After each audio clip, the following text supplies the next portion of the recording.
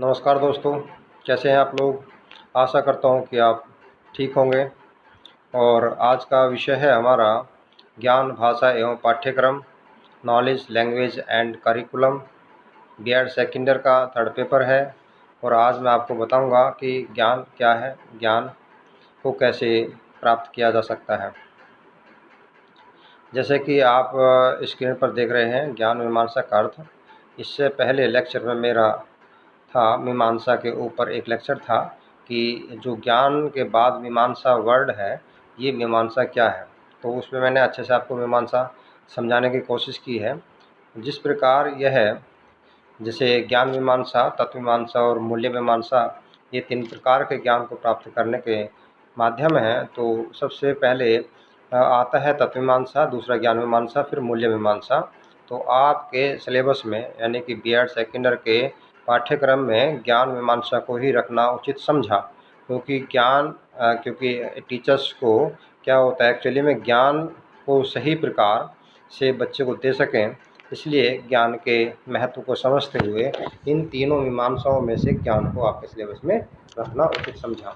तो ज्ञान मीमांसा क्या है, तो ज्ञान मीमांसा के आधार पर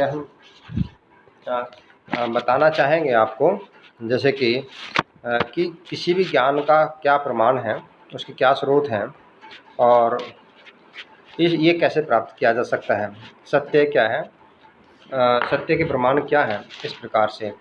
तो जैसा कि आप स्क्रीन में देख रहे हैं, आप पढ़ सकते हैं, स्क्रीनशॉट भी ले सकते हैं इसकी। और मैं आपको बताऊंगा ज्ञान मीमांसा को अंग्रेजी भाषा में एपिस्टोलॉजी कहते हैं। क्या कहते हैं? एपिस्टोमोलॉजी। एपिस्टोमोलॉजी मैंने इससे पहले लेक्चर में बाकायदा आपको उस एपिस्टोमोलॉजी की फुल फॉर्म एक तरह से कह सकते हैं कि एक एक अल्फ़ाबेट का शाब्दिक अर्थ दिया, जो बिल्कुल ज्ञान से रिलेट होता है। तो शब्द का पर्याय है एपिस्टोमोलॉजी। शब्द जो है 2 शब्दों से मिलकर बना है, एपिस्टोमो तथा लोगोस। जैसा कि आप जानते हैं कि किसी भी शब्द की व्युत्पत्ति जो होती है कि वह कहीं से उसका स्वरूप बदलते हुए यहाँ तक पहुँचा। तो एपिस्टोमोलॉजी कि आप जानते हैं ग्रीक भाषा के दो शब्दों से मिलकर बना है, एपिस्टोमो और लॉजी। एपिस्टोमो का अर्थ है ज्ञान और लोगोस का अर्थ है सिद्धांत, यानी कि सिद्धांत या मीमांसा, यानी ज्ञान का सिद्धांत या ज्ञान की मीमांसा। मीमांसा शब्द पे मैं पहले एक लेक्चर पूरा तरह से दे चुका हूँ। इस प्रकार एपिस्टोमोलॉजी का अर्थ हुआ ज्ञान का सिद्धांत। क्या हुआ? ज्ञान का सिद्धांत अथवा ज्ञान की मीमांसा। सृष्टि स्पष्ट है कि ज्ञान मीमांसा के अंतर्गत ज्ञान के स्वरूप, उद्भव, स्रोत, विधियाँ, समस्याओं आदि के विषय में तर्कपूर्ण ढंग से विचार किया जाता है। ज्ञान मीमांसा में जिन प्रश्नों पर विचार किया जाता है वे हैं: ज्ञान क्या है, यथार्थ ज्ञान क्या है, ज्ञान की प्रकृति क्या है, ज्ञान के स्रोत क्या हैं, ज्ञान की विधियाँ क्या हैं, ज्ञान की सीमाएं क्या हैं, ज्ञाता और ज्ञेय में क्या संबंध है। ज्ञाता ज्ञेय के मतलब ज्ञाता जो जानता है और जो लेने वाला है, लेने और देने वालों में क्या रिलेशन है, कैसे एक दूसरे से प्राप्त करते हैं, कि दूसरे ज्ञान वह क्यों ले, तो उसकी सत्यता कहाँ मिलेगी उसको। इसलिए ज्ञाता ज्ञान में क्या संबंध है, ज्ञान की प्रक्रिया क्या है, ज्ञान की प्रक्रिया में कौन सी भूलें संभव हैं, ज्ञान की प्रामाणिकता का आधार क्या है, सत्य क्या है, असत्य क्या है, ब्रह्म क्या है, ज्ञान का विस्मरण क्या है, और ज्ञान प्राप्त करने के साधन क्या हैं, क्या मानव वास्तविक ज्ञान को प्राप्त कर सकता है, मानव किस सीमा तक परम सत्ता का ज्ञान प्राप्त कर सकता है, आदि आदि हमारे ज्ञान से जुड़े हुए प्रश्न हो सकते हैं। तो इसी प्रकार जैसे ही अध्यापक अपने क्लास में जाता है तो वह जिस कंटेंट्स को पढ़ा रहा होता है उसके बारे में गहनता से अध्ययन करता है, और उसके उद्देश्य भी वह निर्धारित करके पहुंचता है कि आज मुझे इस से बच्चों को ये सिखाना है, इन फ्यूचर इसके ये उद्देश्य हो सकते हैं। तो सिर्फ ज्ञान पर ही फोकस करना हमारा आज का परम उद्देश्य है कि हम आज को आपको ज्ञान मीमांसा से संबंधित बातें बताएंगे और लेक्चर लंबा ना हो, इसलिए मैं कोशिश करूंगा कि आपको कम शब्दों में अधिक से बताने का प्रयास कर सकूं। ज्ञान मीमांसा संबंधी समस्याओं के संबंध में दार्शनिकों के विचारों में भिन्नता है, और कतिपय दार्शनिकों के अनुसार ज्ञान वस्तु का ज्ञान है। ज्ञान क्या है? वस्तु का ज्ञान है। कुछ दार्शनिक उसे प्रत्ययों का ज्ञान मानते हैं। प्रत्यय मीन्स कॉन्सेप्ट, यानी कि किसी कार्य को करने के लिए छोटी छोटी कड़ी से जुड़ करके ज्ञान बनता है। पूरी एक अवधारणा किसी चीज़ को बनाने में बनाई जाती है। तो कुछ दार्शनिक यह मानते हैं कि वस्तु की उपस्थिति ज्ञान के लिए अनिवार्य है, और इसलिए प्रत्येक ज्ञान ज्ञाता और ज्ञेय दोनों का ज्ञान है, इसलिए दोनों का ज्ञान है। जबकि कुछ अन्य दार्शनिक यह कहते हैं कि ज्ञान का ज्ञाता से कैसा संबंध है। इस प्रकार ज्ञान शास्त्री समस्याओं के संबंध में प्रत्ययवादी। अब आती है समस्या है कि अब जब ज्ञान और ज्ञाता ज्ञेय और ज्ञाता के बीच में संबंध को जानने के लिए बहुत से दार्शनिक अपनी अपनी अवधारणाओं के माध्यम से ज्ञान को समझाने का प्रयास करते हैं।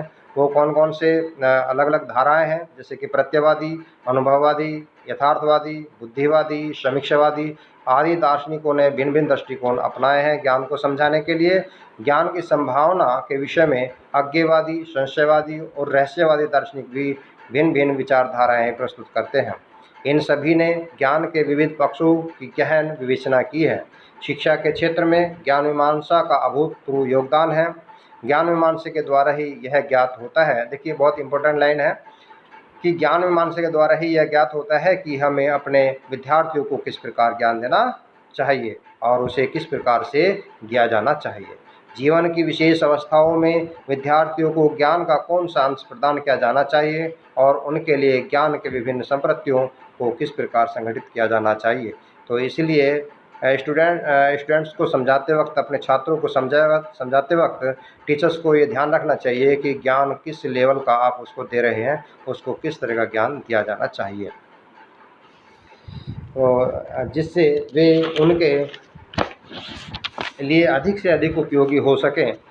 कि एक अध्यापक अपने छात्रों के प्रति किस तरह से उपयोगी हो सकता है, इसलिए ज्ञान का कॉन्सेप्ट उनको अच्छे से क्लियर होना चाहिए।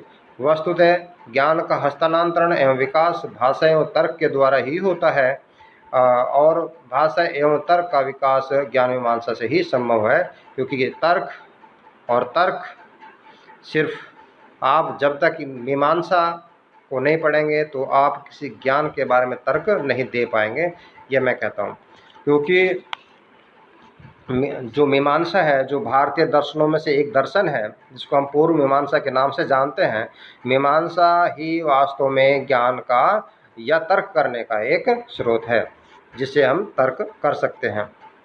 तो ज्ञान क्या है, इसलिए मीमांसा को समझना अच्छे से, मैं आपको सिर्फ परीक्षा की दृष्टि से ही नहीं बल्कि आपको इस प्रत्यय को, इस कॉन्सेप्ट को आत्मसात कर पाएँ, ताकि आप किसी भी प्रकार के ज्ञान को किस कसौटी पर कैसे उसे सही ठहरा पाएंगे।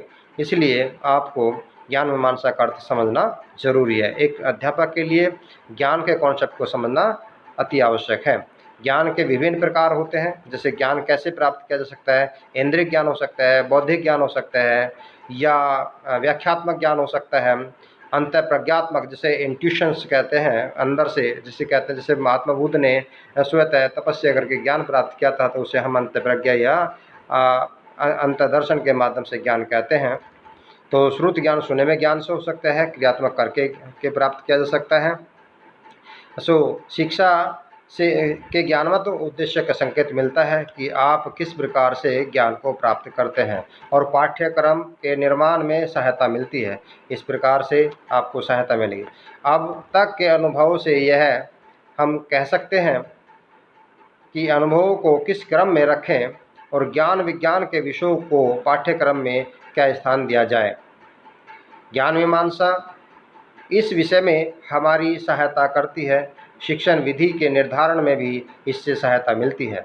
निरीक्षण, परीक्षण, प्रयोग, पर्यटन प्रविधियों को अनुभववाद से ही बल मिलता है। तो इसलिए ज्ञान के विषय में जितनी भी विचारधाराएं हैं, उनके अलग अलग विचारधाराओं से ज्ञान के कॉन्सेप्ट को समझ पाना ही संभव है। तो अनुभववाद से क्या मिलता है, निरीक्षण, परीक्षण, प्रयोग, पर्यटन आदि प्रविधियों का क्या होता है, अनुभववाद से ही हमको मिलता है ज्ञान का कॉन्सेप्ट। ज्ञान की प्राप्ति कैसे होती है, इस संबंध में अनुभववाद कहता है कि हमको संपूर्ण ज्ञान बाहर से प्राप्त होता है और इंद्रियों से ही इंद्रियां ही इसकी ज्ञान की साधन है। इसके विपरीत बुद्धिवाद ने संपूर्ण ज्ञान को मनन का परिणाम बताया है कि चिंतन से ही ये प्राप्त हो सकता है। कांट ने दोनों में समन्वय करके ही चेष्टा की है, क्योंकि देखिए ज्ञानवाद और अनुभववाद कहते हैं, बुद्धिवाद और अनुभववाद के बीच का समन्वय करके कांट ने एक रास्ता निकाला कि ना तो अनुभव के बिना ही कुछ संभव है और ना ही बुद्धि के बिना सब कुछ संभव है। इसलिए दोनों का ज्ञान के कॉन्सेप्ट को समझने में महत्वपूर्ण योगदान है। तो बीच का रास्ता किसने निकाला? कांट ने निकाला। तो कांट कहते हैं कि बुद्धिवाद और अनुभववाद दोनों से ही हम संपूर्ण कॉन्सेप्ट को क्लियर कर पाते हैं। उसने कहा है कि ज्ञान प्राप्ति का एक महत्वपूर्ण स्रोत बाह्य वातावरण है, लेकिन मन उसे विशेष आकृति देता है। ये बात वेरी इंपॉर्टेंट है, सेंटेंस को दोबारा सुन लीजिएगा। उसने कहा कि ज्ञान प्राप्ति का एक महत्वपूर्ण स्रोत बाह्य वातावरण है, लेकिन मन उसे विशेष आकृति देता है, उसे एक निश्चित स्वरूप प्रदान करता है। इस प्रकार शिक्षा में ज्ञान मीमांसा का अपूर्व उपयोग है। आप जैसा देख रहे हैं स्क्रीन में, आप स्क्रीनशॉट ले सकते हैं। यह मैंने जो आपका लेक्चर है एक अन्य पुस्तक से आपको समझाने की कोशिश की, लेकिन आपके लिए कम शब्दों में यह बेटर है जो आपकी स्क्रीन पर शो हो रहा है। जैसे कि आप देख रहे हैं ये ज्ञान मीमांसा क्या है, तो आप इसको अच्छे समझ लीजिए कि शिक्षा शारीरिक और मानसिक दृष्टि से विकसित स्वतंत्र चेतना मानव अस्तित्व की ईश्वर से श्रेष्ठ समायोजन को नित्य प्रक्रिया। कितनी बढ़िया बात है लिखी है। शिक्षा शारीरिक और मानसिक दृष्टि से विकसित स्वतंत्र चेतन मानव अस्तित्व की ईश्वर से श्रेष्ठ समायोजन की नित्य प्रक्रिया है। अगर मैं इस सेंटेंस को डिस्क्राइब करूँ तो ये लेक्चर मेरा बहुत लंबा हो जाएगा, इसलिए आप एक कम शब्दों में सेंटेंस से समझने की कोशिश कीजिएगा कि शिक्षा शारीरिक और मानसिक दृष्टि से, शिक्षा क्या है? शारीरिक और मानसिक दृष्टि से विकसित स्वतंत्र चेतन मानव अस्तित्व की ईश्वर से श्रेष्ठ समायोजन की नित्य प्रक्रिया है, जो मानव के बौद्धिक बौद्धिक आप जानते हैं, जैसे कि आपने साइकोलॉजी में पढ़ेंगे सारी चीज़ें, या चाइल्ड डेवलपमेंट में आप पढ़ सकते हैं। जैसे कि आपने बीएड फर्स्ट ईयर में साइकोलॉजी पढ़ी तो उसमें आपका चाइल्ड डेवलपमेंट में सारे चीज़ आते हैं, संवेग भी आती है, बौद्धिक भी आते हैं, संस्कार भी आती है, सामाजिक स्थिति भी आती है। ये सारी चीज़ बौद्धिक, सामाजिक, संवेगात्मक और संकल्पात्मक पर्यावरण में अभिव्यक्ति हुआ है, ये हॉर ने कहा है।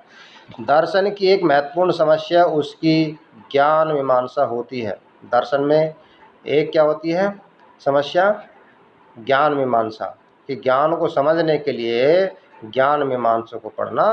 देखो ज्ञान मीमांसा तो हमने बनाया बाद में, एक्चुअली में मीमांसा ही एक अंग है जो दर्शन का छह दर्शनों में से एक दर्शन है पूर्व मीमांसा। और मीमांसा को समझने के बाद वास्तव में ज्ञान के तत्व ज्ञान को समझ सकते हैं आप अच्छे से कि ज्ञान का तत्व क्या है, तो ज्ञान की अपना आप में वैल्यू क्या है, और लास्ट में आप समझ लेंगे उसका किस तरह से हमारे लिए उपयोगी हो सकती है। थोड़ा सा कॉन्सेप्ट, क्योंकि ये फ़िलॉसफी है और फ़िलॉसफी में बच्चे थोड़ा घूम जाते हैं, शब्दों को पकड़ नहीं पाते क्योंकि कॉन्सेप्ट थोड़ा टफ होता है और इसलिए शब्दों में ही घूम करके बच्चे गोल हो जाते हैं। तो इसलिए थोड़ा सा मैं ज़्यादा स्पीड से भी नहीं बोलूँगा, एक एक शब्द को ध्यान से समझिएगा। लेक्चर मेरा उद्देश्य सिर्फ पढ़ाने का, आपको आपके ज्ञान के कॉन्सेप्ट को क्लियर करना है। और सिर्फ ऐसा नहीं है कि मैं परीक्षा की दृष्टि से आपको एक तैयारी करा रहा हूँ, लेकिन पढ़ेंगे आप स्वयं अपनी किताबों से।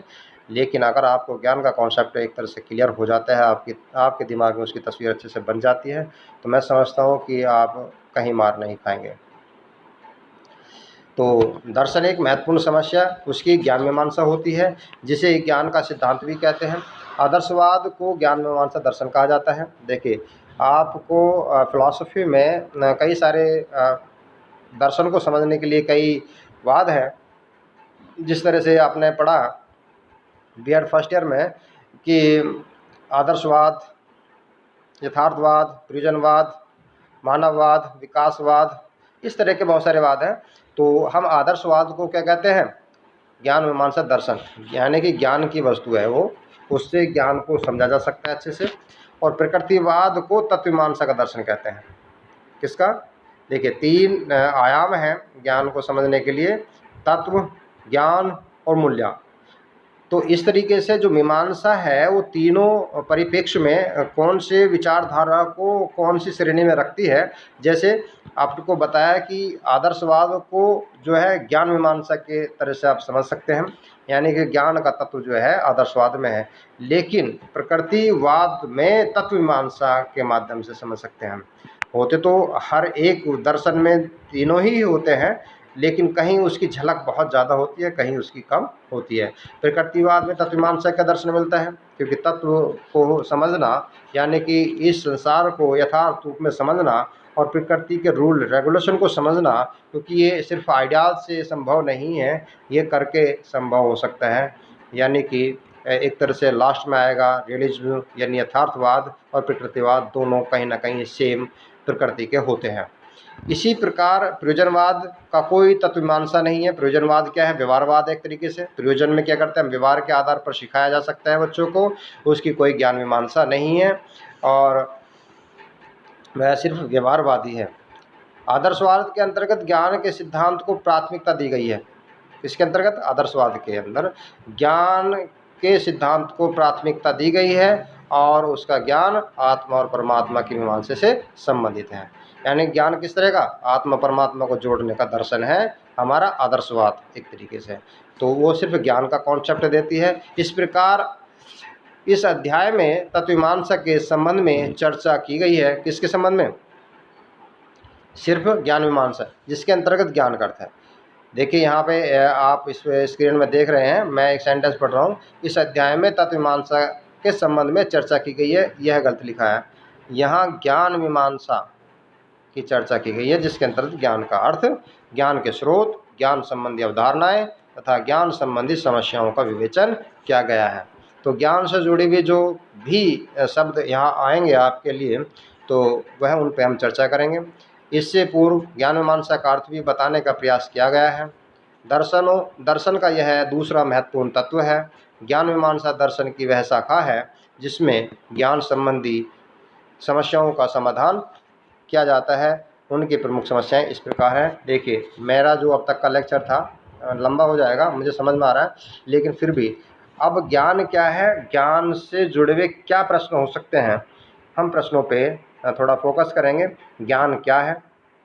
सीधी सी बात है। ज्ञाता और ज्ञेय में क्या संबंध है? यानी ज्ञान देने वाले और ज्ञान लेने वाले में। ज्ञेय किसका? जो प्राप्त करता होता है, ज्ञाता जो देता है। तो एक लेने और देने वाले में क्या संबंध है? क्या ज्ञान की अंतर वस्तु बाह्य वस्तु है? क्या ज्ञान को सिर्फ बाहर से प्राप्त किया जा सकता है या उससे भिन्न है? हम यह ज्ञान कैसे जान सकते हैं कि हमारा ज्ञान वस्तु का यथार्थ ज्ञान है? हम कैसे जान सकते हैं इस बात को कि हमारा यथार्थ ज्ञान है? ज्ञान की सीमाएं क्या हैं? ज्ञान के स्रोत क्या हैं? इन प्रश्नों के अतिरिक्त ज्ञान शास्त्री कुछ अन्य प्रश्न भी उठाते हैं, जैसे ज्ञान का स्वरूप क्या है? क्या ज्ञाता और ज्ञान संभव है? यदि नहीं तो क्या जाना जाता है? यदि संभव नहीं है तो क्या जाना जाता है? यदि ये एक वस्तु है यानी प्राप्त करने वाला, तो यह वस्तु क्या है जिस वस्तु के बारे में हम जानने हैं? यदि वह वस्तु है तो वह वस्तु क्या है? तो इस प्रकार से आप ज्ञान के कॉन्सेप्ट को, एपिस्टोमोलॉजी की उत्पत्ति जिस तरह से आप मैंने बताया सब, क्योंकि इस लेक्चर से पहले अगर मेरा लेक्चर आप देखेंगे कि मीमांसा क्या है, तो मीमांसा को समझने के बाद सीधे हम आएंगे ज्ञान मीमांसा पे, फिर आएंगे, क्योंकि हालांकि हमारे इस सिलेबस में सिर्फ ज्ञान मीमांसा ही पढ़ाया जाएगा और ना ही आपका मूल्य मीमांसा है और ना ही तत्व मीमांसा है, जो आगे के सिलेबस में रखे गए हैं। बीएड के पाठ्यक्रम में आपको इतना समझाना अति आवश्यक था कि ज्ञान क्या है और बच्चे को ज्ञान किस तरीके से दिया जाना चाहिए, क्या है ज्ञान वास्तव में। तो अब आता है हमारा ज्ञान प्रत्यय, प्रकार, स्रोत तथा प्राप्त करने के साधन। कि ज्ञान का प्रत्यय क्या है, उसके प्रकार क्या है, उसके स्रोत क्या है और उसके प्राप्त करने के साधन क्या हो सकते हैं? क्या किसी वस्तु को जाने बिना उसके अस्तित्व का ज्ञान हो सकता है? हम देखिए अभी प्रश्न ही कर रहा हूँ मैं आपसे, हम सत्य और असत्य ज्ञान में कैसे अंतर कर सकते हैं? अज्ञान क्या है? क्या वह ज्ञान का ही एक रूप है अथवा उससे भिन्न है? ज्ञान की प्रक्रिया क्या है? ज्ञान की प्रक्रिया क्या है? अगले चैप्टर में देखेंगे आप। क्या इसको अभी मैं थोड़ा सा एक्चुअली में अपनी इस फ़ोटो को हटा देता हूँ क्योंकि आप स्क्रीनशॉट ले सकें इसकी अच्छे से। ठीक है, एक बार इसको आप स्क्रीनशॉट ले लीजिए। ठीक है। क्या अज्ञेय ऐसी वस्तु है जो ज्ञान से पूर्व ही उपस्थित थी? ज्ञान के विस्मरण का क्या अर्थ है? ज्ञान की प्रामाणिकता का आधार क्या है? ज्ञान की प्रक्रिया में कौन सी भूलें संभव हैं? क्या हमारा ज्ञान निश्चित है अथवा केवल अनुभूति और